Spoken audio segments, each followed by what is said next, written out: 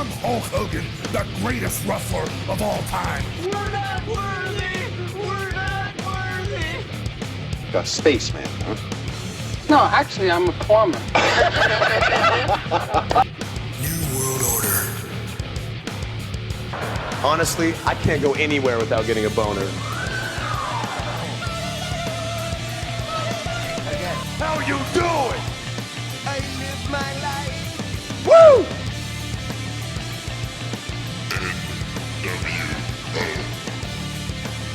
The Rock says, Sweet baby Jesus in the office. Welcome to WrestleRock podcast. We are your host, Benoit Laferrière, aka Nostradaben, and I host this episode with my childhood friend, Jonathan Drapeau. How are you doing, Joe? Yes, good yourself. Thank you so much for being here, everyone. So tonight, my friend, we have a special guest with us. He is a former WWE talent and former tag team champion. He is also a four-time OVW world champion. Yes, ladies and gentlemen, we introduce you, Mr. Doug Basham. How are you, my friend, today? Fantastic. I'm great, man. Thanks for having me on your guys' show. Thank you for accepting our invitation. This is an honor and privilege. You know that you are very busy with a lot of things, and we go forward with some question right now. Go ahead, my friend. So, first question. Before joining the World Wrestling Entertainment Talents, you began your career in OVW, Ohio Valley Wrestling. This promotion included few talents as John Cena, Batista, Brock Lesnar, or Randy Orton. Can you talk about this experience and how you signed with OVW? Yeah, absolutely. We'll start it off from the very beginning almost. The individual that owned and created Ohio Valley Wrestling was my uncle, Nightmare Danny Davis. Okay. And so he's the one who trained me, and I started training way back in 1992. Whoa, Wow. long time ago. Yeah. 30 years ago. Long time ago. And then as I honed my skills in OVW, Danny Davis, he started Ohio Valley Wrestling, but before it was called Ohio Valley Wrestling, it was called the Nightmare Danny Davis School of Professional Wrestling. Okay. And then he trained a few guys along with myself. Okay. And he started running shows. And then he had this vision and this dream of creating his own wrestling promotion, which was Ohio Valley Wrestling, Championship Wrestling. So he did that, and while that was growing and being aired on TV, Jim Cornette got involved with the product and brought in the developmental contract from the WWE. And with that first wave of talent that the WWE sent to Ohio Valley Wrestling was your John Cena's, Batista's, Randy Orton's. And there were other guys that were already there who had quite a bit of experience that Danny had trained. These guys, they were called the OVW Originals. Mm-hmm. You know, I was the very first OVW student ever. Wow, that's really cool, man. And if I understood. If I understand that you are the Danny David nephew, right? Yes, I am Danny Davis's nephew. Huh? In this era, Mr. David was the owner of OVW. Would you like to listen to you about your uncle, Danny David? Do you think that Danny Davis is a better wrestling coach, a promoter, or a referee? Oh man, I think he is a better friend and uncle than anything. Yes, but his coaching and training style is stellar. It's no comparison to anybody. When training, and then after I was trained, I got to be in the ring with him and actually wrestle with him. I mean, we're talking a superstar, a top-notch talent, a top-notch guy in the ring who could, go in there and have a wrestling match with a broomstick. I mean, he could make a chair look good if he went in there. So to pick which he was the best at, I think he would, no matter what he did, in my eyes, I would consider him the best at it, whether it be coaching, wrestling, refereeing, producing. Yeah, we can compare your uncle with a person in Quebec City, Canada. The name is Ray Rougeau. The guy is first of all the current mayor of Rawdon in Montreal, but he also wrestled in tag team with his brother for the Fabulous Rougeau brother, and he also a commentator for WWF during 17 years. So that's look like when you are a multifunction, you can share a lot of experience with many others. So that's pretty cool. So Danny Davis, for us, he is a very important person in this wonderful wrestling world. And you're absolutely correct. When an organization has the opportunity to have someone like Danny Davis or Rougeau give their experience, whether it be on the microphone, in the ring reffing, in the back agenting, whatever, that's a big asset. Is a gold mine. Yes, exactly. So go ahead, my friend. Okay, Mr. Basham, how was the OVW WWE transition? How was the OVW WWE transition? Yes, well, of course. Yeah. For you. Yeah. I've been asked this question before, and it's in my experience. I spent 10 years in OVW before I got my developmental contract, and before I moved up to the active roster in the WWE. It was WWF, then they switched it over to WWE during that transition period I was here, so I'll just call it WWE. Yeah. It was kind of like whenever you did either of you play any type of high school sports by chance? Soccer, baseball, basketball, anything like that? I compared it to like this. Moving from OVW to WWE was like being the starter on your high school basketball team and then going to college. It's different. It is different. Yes, and then can you compare the university football with the NFL, or that it's not the same thing? When you say football, are you talking here in the States? We have American football, and then the rest of the world calls soccer football. No. So this is American football. If you growing in university football and will be signed a contract with an NFL team, can we compare this, or that it's not the same with WWE? I would say it's the same but different. If you can make any sense out of that, because whenever you are here in OVW, you're trying to get to the WWE. So just like whenever you're playing a university football, or here in the States we call it college football, you're trying to get to the NFL, and sign big money contracts, because that's your dream, and that's what you've been training for your whole life, and that's what you love and you have the passion for. And the payoff is not the same, if you know what I mean. But it depends. Whenever you first get signed, mostly depending on who you are and what you're bringing to the table, you've got to earn your big money contracts. And I guess that's kind of the same in any professional sport when you're going from amateur to professional. Yeah. Nothing is ever given to you in this world, and the same thing goes in wrestling. You have to earn it.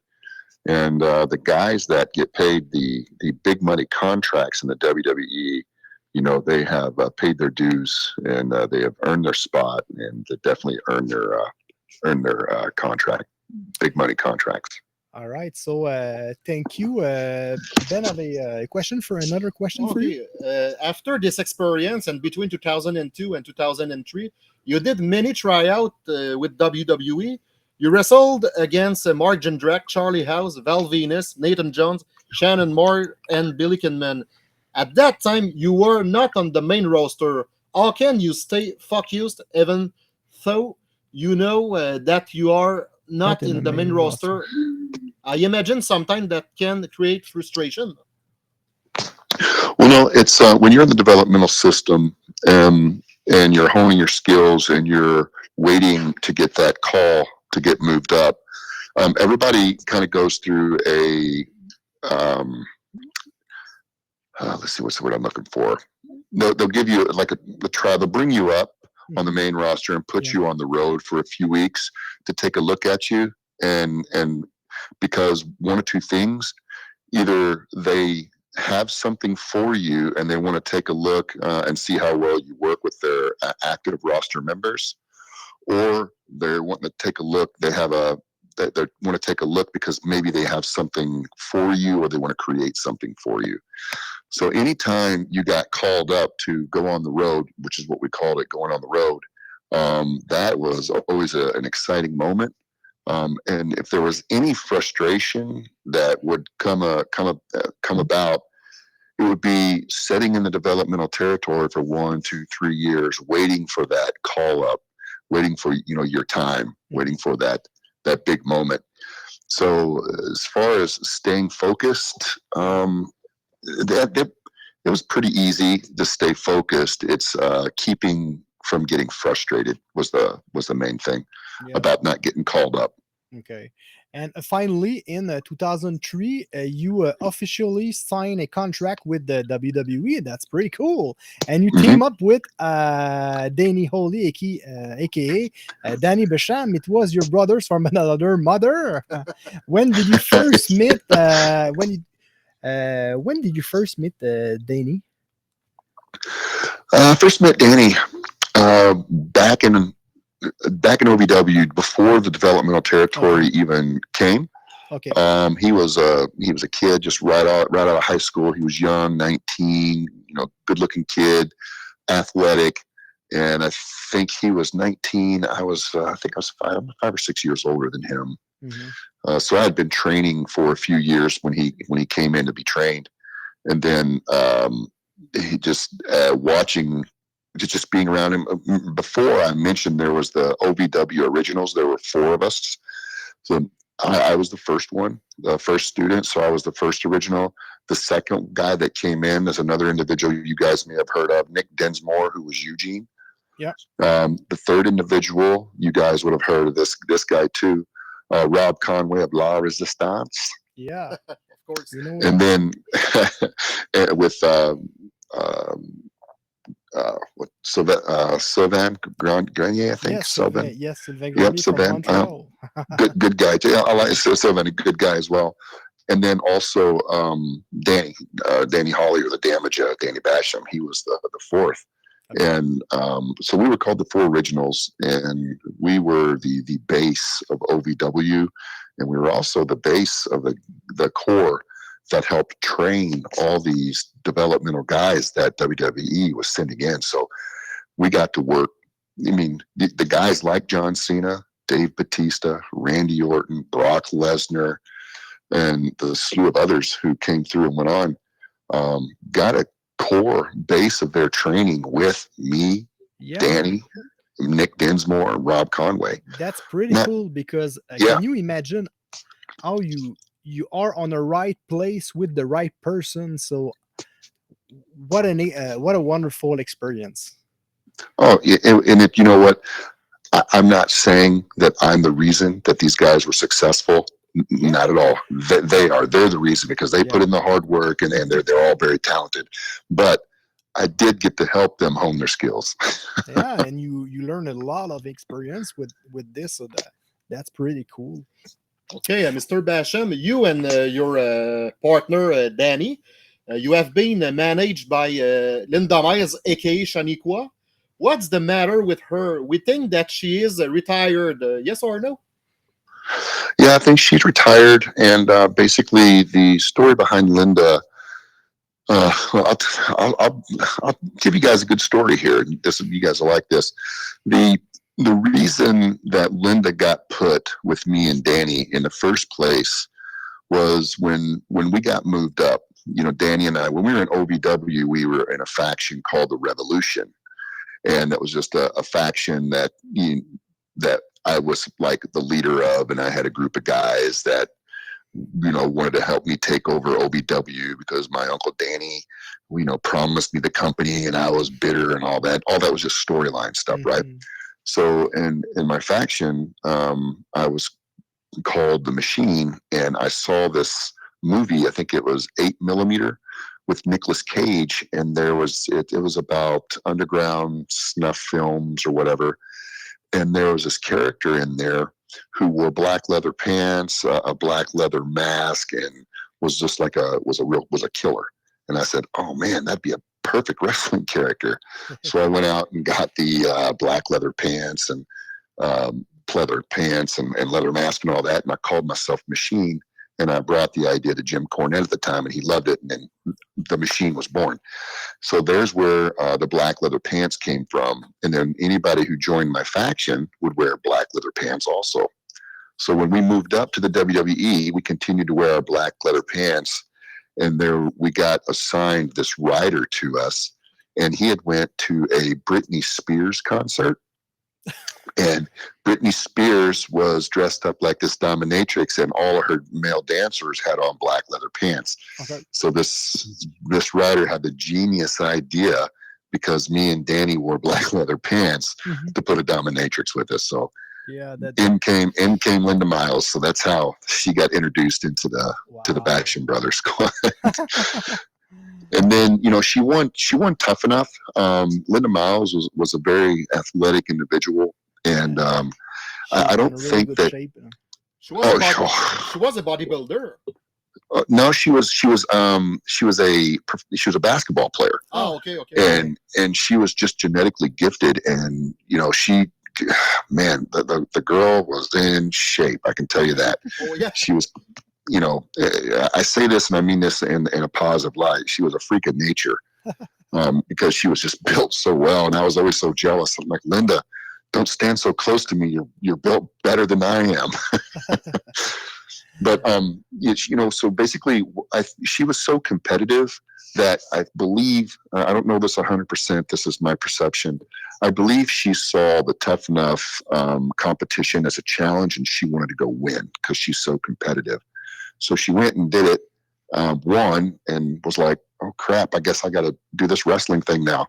So she came in, and she really didn't have like a lot of guys who break in, like myself and Nick and Rob and Dano, had that passion for it. And we breathe it, live it, love it, eat it, drink it, wrestling. I think she just kind of saw it as something to do, and she really didn't have that passion. And she was very dedicated to a professional wrestling world. Well, she gave it her best. She gave it her best try. Yeah. She gave it her best try. Yes. And but at one point, Vince McMahon said that she just needed a little bit more training, a little more fine tuning. So they sent her back down to OVW and put me and Danny on the shelf until we got repackaged. And when she was down in OVW, I think she just decided it wasn't for her anymore. So she just hung up her boots. After this, you receive your first title shots against Los Guerreros, Eddie Guerrero, and Chavo Guerrero, and you won your first tag team championship. How do you feel after this wonderful accomplishment?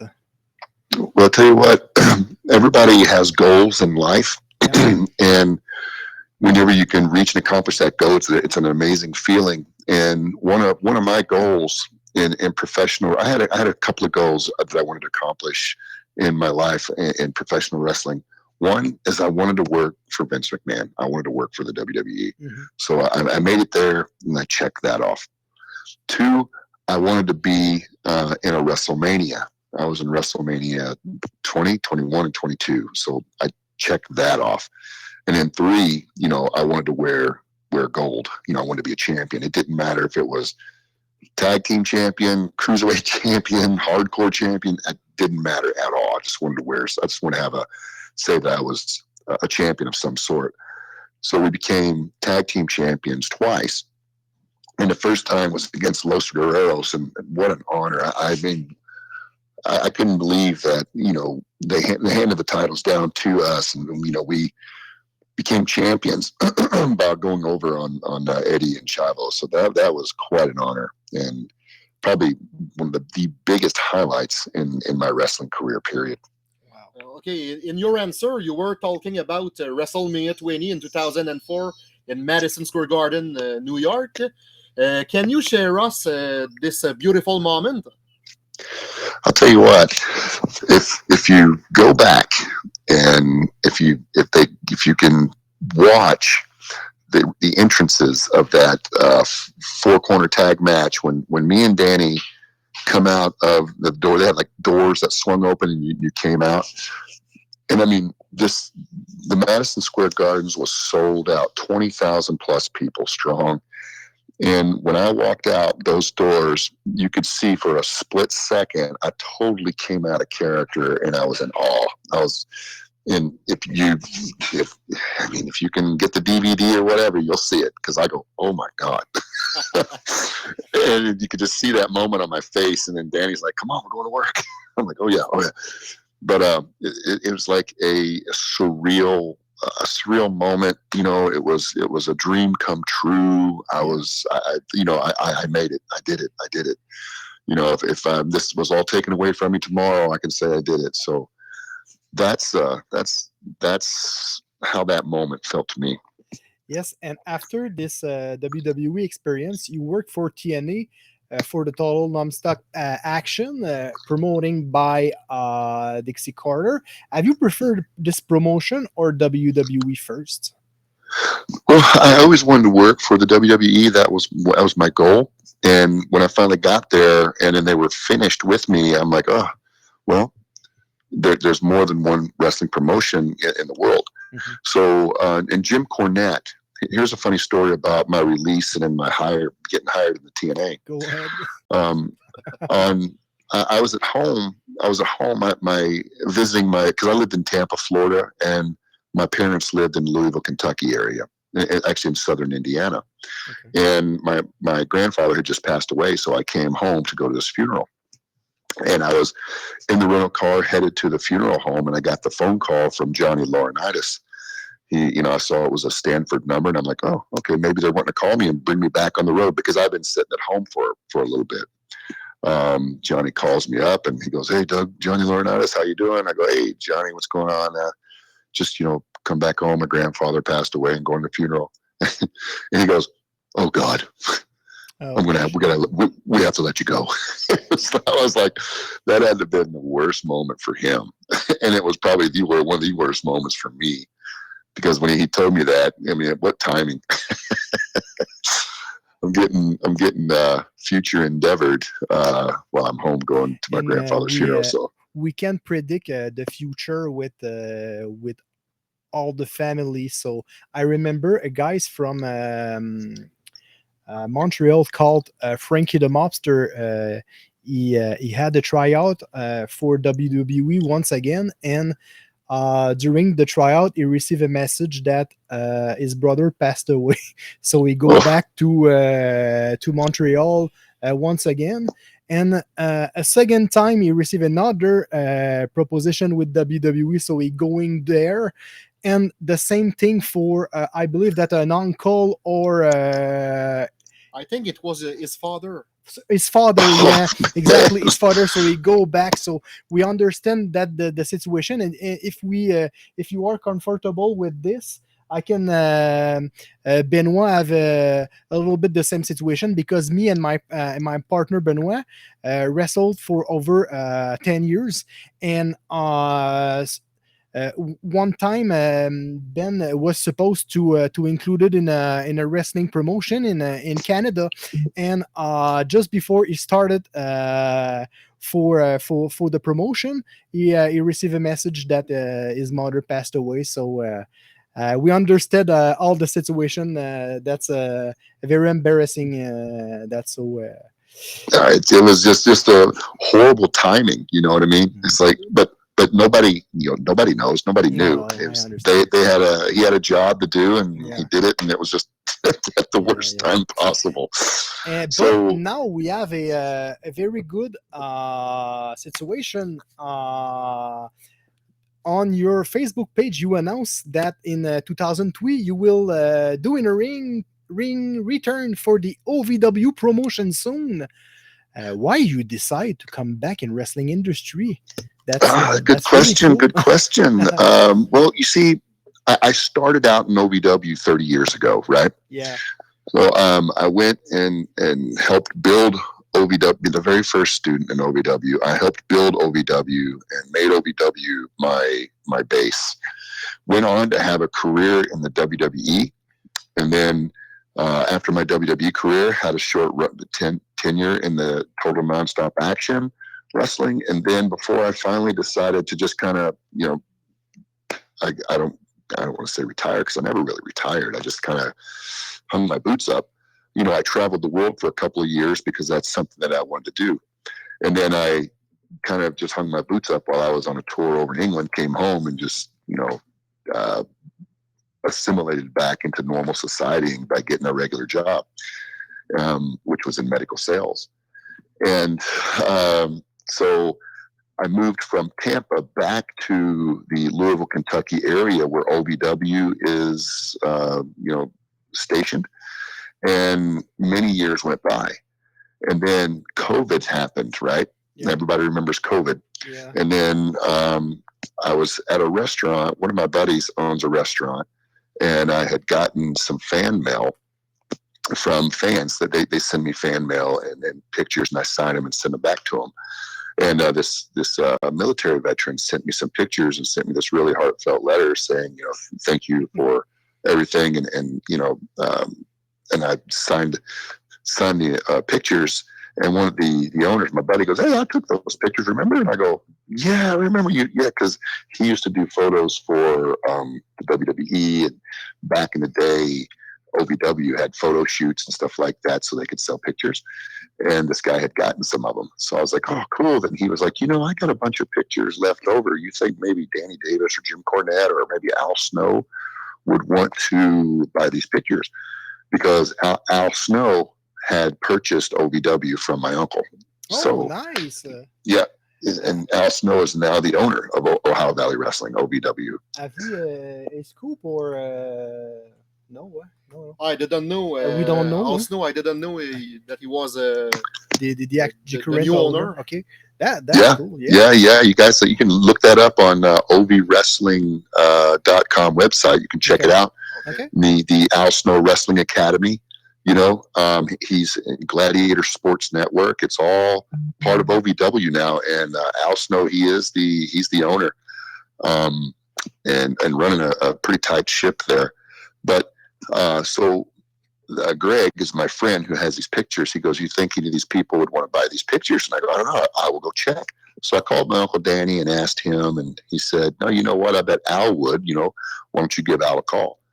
So I did. I called Al, and at that moment, the state of Kentucky was shut down, and they couldn't run any shows or have crowds. But Indiana, which is just right across the bridge from Kentucky, was starting to open up and allowing small crowds to gather with social distancing inside.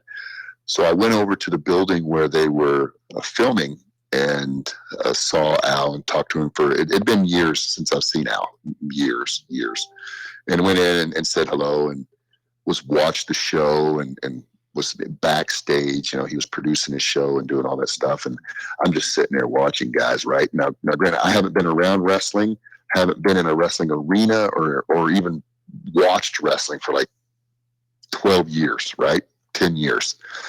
So I'm sitting there behind Al watching him do his thing, and all of a sudden I start getting that itch. I'm like, ooh, I'm starting to itch again. I'm getting that wrestling itch. And I know Al saw it. He saw me, and afterwards we talked. Mm-hmm. And he goes, "Hey man, how'd you like the show? What'd you think?" I go, "Man, everybody did good." And small talk. And he goes, "Hey, you want to come back next week and maybe help me agent one of the matches?" And of course, I jumped on it. And all along, what Al was doing was he threw out some bait. I took the bait and he reeled me in. And so here we are 2 years later. I'm helping. I'm Al's right-hand man now at OVW. I'm the head trainer for the advanced classes for the OVW school. I help him in writing the show, producing the show, agenting the show, promoting the show. I'm the road agent for our house shows. So, I'm if I understand, you are the Danny Davis 2.0. yes, I am. I am Danny Davis 2.0. So now, being part of the show, right now, OVW is taking part in a project. Okay. And which I really can't talk about. And if you keep your ears to the wall, you guys do a little research, you can figure it out on your own, but I'm not allowed to talk about it. So what we have on this huge project, we have had like 3 big pay-per-views. Okay. And I guess what you would call August 27th, which is next Saturday. Wow. We're calling it OVW's The Big One, which is equivalent to WrestleMania. So it's our WrestleMania. Wow. And we have a huge card. And Al Snow came to me and said, because of this huge television project that we're doing here, I have an idea of maybe getting in the ring. And would you want to get back in the ring and tag with me against, these 2 guys for special stipulations? And I said, oh, man, that means I'm going to have to get in the gym and work out and lose weight and get in the ring and take, no chance, take bumps. Because the pandemic is not easy for the body. I know, right? And I'm 50 years old now, so I'm like, oh, man, that's asking a lot. But, I said, yeah, I'll do it. I've been training hard. I've been in the gym. I've been dieting. I feel better than I think I've ever felt in 30 years. So next Saturday on the August 27th at the OVW's The Big One, our pay-per-view, Doug Basham and Al Snow will be teaming together to face a couple of other individuals, and I'm pretty excited about that. And if anybody listening, you can get this, you can watch this pay-per-view off the Fight TV network. Yes, exactly. You can rent it. Yeah. Yes, we can watch the event live on Fight TV. So every listener, we invite you to go there to support this wonderful promotion, because there's a lot of talent like Cal Hero, Josh Ashcraft, Layla Gray, Doug Basham, Al Snow. The list goes on. We have James Storm. James Storm's there. Mahabali Shira. Yeah, Harry Alexander, Jesse Goddard. Yeah, many team. Many talents are there. So many. Yeah. That's pretty cool, man. We have a very talented staff locker room. I mean, our talent right now is the best that I've seen in OVW. I think since the developmental days. I would compare our locker room today with what was in there with the Brock Lesnar, Cena's, Batistas. These guys are in shape. They're good. They're talented. And it's just a matter of time before they would get picked up by an AEW or a WWE. Now, personally, I don't want them to leave. I want to keep them here. but for them, to chase their dream and make that big money contracts, I'm so glad to be here to help them and help critique, help coach, help teach them what it would take to get up to the next level and stay there. So watching these guys be successful has been such an honor for me to be here, and a pleasure to watch these kids grow. And I wish you all the best, my friend, with this wonderful story. Well, for ending, as usual, my friend, my partner, Benoit, a.k.a. Nostradamus Ben, try to predict your future. So go ahead, my friend. First of all, Mr. Basham, thank you for this interview. You are welcome. Okay. And I predict you, of course, LT. And probably you will be the next OVW champion. One more time. That is be a great five-time, prediction. Yes, for a 5-time. Also, 5 times. I'm thinking I'm liking the sound of this. maybe also a tag team championship with your friend Al Snow. It could be true. That could very well happen as well. You're doing great. We wish you. We wish you. So thank you for your time. Honestly, you are super generous, a super gentleman guy. So thank you so much for accepting our invitation. So talk to you later, my friend, and take care for your All project. right. Thank you. All right. Goodbye, Bye Mr. bye, my Basham. friend. Goodbye. Bye, guys.